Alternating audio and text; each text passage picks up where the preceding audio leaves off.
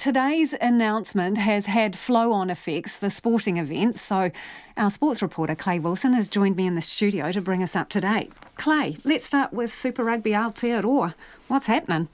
Yeah, well, of course, 2 games were set to go ahead this weekend. Just one will be played. As you mentioned earlier, the big Blues Crusaders game on Sunday afternoon has been called off. Now, that's despite the Crusaders having already won the title. There was a huge amount of interest in this game. Eden Park was sold out. The second time Eden Park's been sold out this year for the Blues. So 43,000 people won't get to go to that game on Sunday. A lot of people looking forward to it. Of course, the Blues, a much better team this year and a chance to get a bit of revenge for their loss to the Crusaders in Christchurch recently. And, of course, that classic Canterbury-Auckland rivalry sort of being built back up, so a real shame that game won't go ahead. Now, tomorrow's game in Dunedin will go ahead, except with a couple of changes. The kick-off time has been moved back from 7 o'clock to 3 o'clock. Now, that's because New Zealand Rugby's agreement with the government means that under Alert Level 2, teams have to fly in and fly out. The visiting teams have to fly in, fly out on the same day. So the Hurricanes will have to fly down tomorrow morning and then play the game and fly back tomorrow night. And, of course, no fans in Forsyth Bar Stadium tomorrow night. They had about 65% of tickets sold as of Wednesday, so they were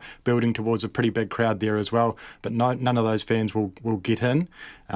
So a bit of a shame for them down there as well, but at least they get to see their team play on TV, I suppose. 2 immediate things, Clay. All those people who are now be slightly grumpy that they don't get to go to these wonderful events, are they going to get the money back?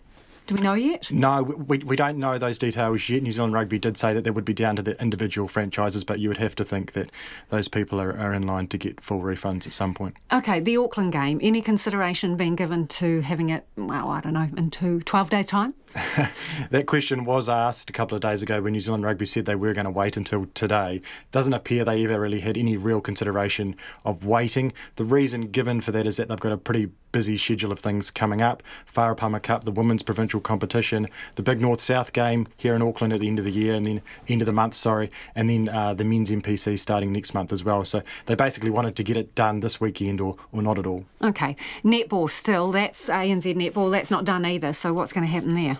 Well, New Zealand Netball had already called off the final round of matches, which were due to start tonight, run through till Monday. They'd already called them off. Now, the finals day is due to be played in Invercargill next weekend. Now, of course, Invercargill will be under level 2, which means those games can go ahead, except there won't be any fans allowed. We haven't had an announcement from Netball New Zealand yet, so we don't know what's going to happen. There is some issues, though. There's 2 Auckland teams which are due to go down. Aucklanders can't leave Auckland, of course, so we don't know what's going to happen there. I guess the main thing for them is that the grand finalists come from the Central Pulse in the Wellington region and the Canterbury Tactics. So both of those teams can go, so they can play that grand final at least. So, Clay, here's the thing, obviously. Sport is a big part of Kiwis' lives, and obviously during lockdown it was absent, and then it came back and it brought a bit of joy. So, and now, well, there's a hole again, isn't there? Yeah, I think sports fans will be feeling a bit odd, actually. They'll be feeling a bit ripped off, probably. I mean, especially with the Blues Crusaders game, a lot of people were looking forward to that, not just in New Zealand, I think probably around the world. You know, some rugby fans around the world that have been starved of their own competitions.